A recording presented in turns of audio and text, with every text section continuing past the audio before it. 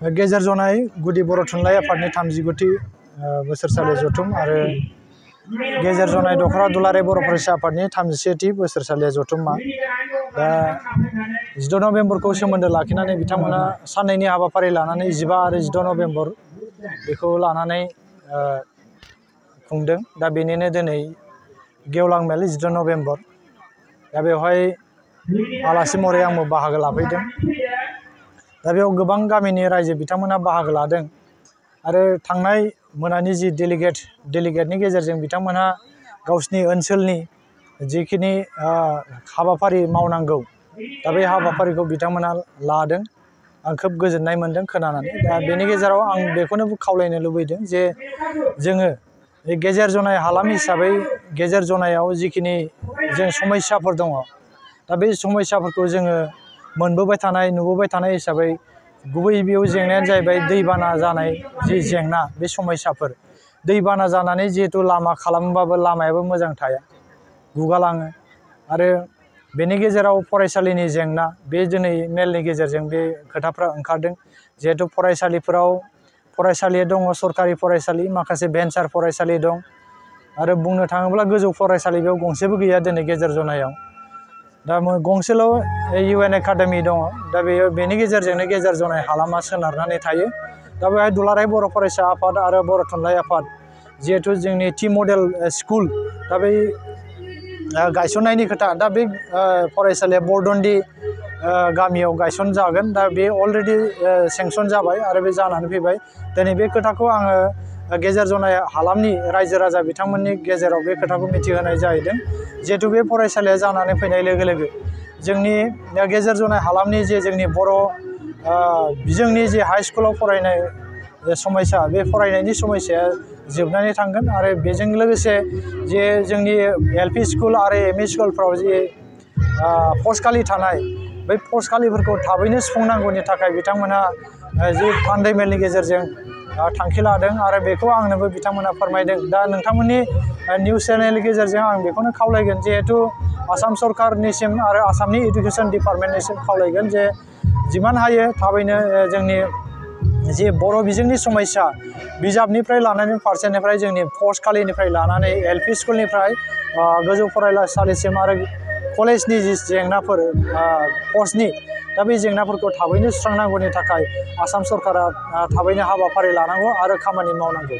दा बिथांमोननिसिम खावलायनाय थागोन आरो डिमान्डआ दुलाराय बर' फरायसा आफाद आरो बर' थुनलाइ आफादनिफ्राय जोङो डिमान्डआ होबाय थादों आरो बिथांमोनखौ नारसिननाया जों थाबाय थागोन।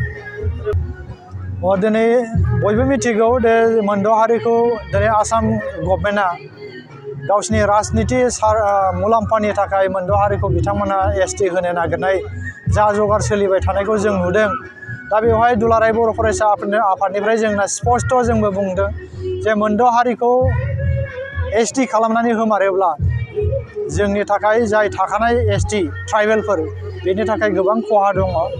दा बेनि थाखाय बिथांमोनखौ जों ST जानो मोना होननानै ST होनो मोना होननानै जों आसाम गभर्नमेन्टनिसिम जोंबो दाबि दैखांदों थांखि खालामदों आरो बेनि एगेन्स्टै जों प्रटेस्ट खालामनाय हाबाफारि लादों। उननि समाव जेरैबायदि CC2 आरो जोंनि जेसेबांनाखि आफादफोर दङ CC2नि आन्दाराव थानाय बै आफादफोरा जों ज' लोगो नांनानै जिल्ला वाइसआव माखासे हाबाफारिखौ रनसायदों। दा बेवहाय बै हाबाफारिफोराव जोंनि ओनसोलनि जोंनि ट्राइबेल माहारिफोरखौ गासैखौबो बे हाबाफारियाव बाहागो लानांगोन। जेरैखि जाया जोङो 6 जनगोष्ठीखौ ट्राइबेल खालामनांगौखौ जों होबथानांगोन आरो बिथांमोना जोंनि ट्राइबेल जुदि बिथांमोना जानानै फैयोब्ला जों थाखानाय ट्राइबेल हारिया जिहेतु जोङो जि रिजार्भेसन मोनो बै रिजार्भेसनखौ बिथांमोनहा गासैबो साग्लोबजोबनानै लागोन। जिहेतु जों 40निफ्राय 45 लाख ट्राइबेलफोरा दङ बिथांमोना जाहैबाय 1.5 कोटिनि सायाव दङ। दा आकाश पाताल डिफारेन्स जाखायो 40 लाख आरो 1.5 कोटि 3 गुन बारा जाहैखायो। दा बे हिसाबै खुनु पयथे जोङो दुलाराय बर' फरायसा आफादनिफ्राय स्पस्ट मत जोङो खुनु पयथे बिथांमोनखौ ट्राइबेल खालामनांगौ जोङो बादा होगोन आरो बिथांमोनखौ जों बादा खालामलांबाय थागोन। दा बेनि एगेन्स्टै जोङो दिल्लीयावबो बे जोंनि CC2नि जेसेबां ट्राइबेल अर्गेनाइजेसनफोर दं बेखौ लानानै सावरायनाय सेमिनार जागोन। दा बेनि गेजेरजों मा मा थांखि लानाय जायो उनाव नोंथांमोननि निउस चेनेलनि गेजेरजों मिथिनो जोंनि दुलाराय बर' माहारिनि गोथार 16 नभेम्बर दिनै थुनलाइ सानाव दा नोंसोर फंबायमोना दिनै जोंनि गेजेराव सफैनो हानायखाय जों गोजोननाय मोन्दों। गिबियाव नोंथांमोननिसिम आं गोसो गोरबोनिफ्राय गेजेर जनाय आनसलिकनिफ्राय नोंथांमोननिसिम गिबियावनो साबायखर बावग्रोनाय थाबाय।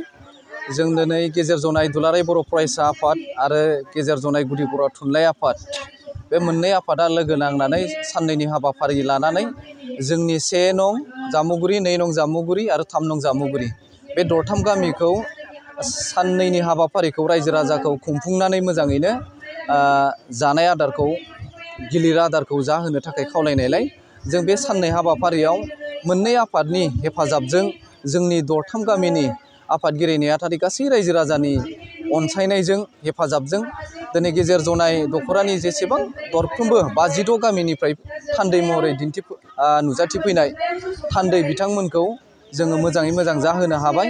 बेवहाय जोङो गोजोननाय मोन्दों।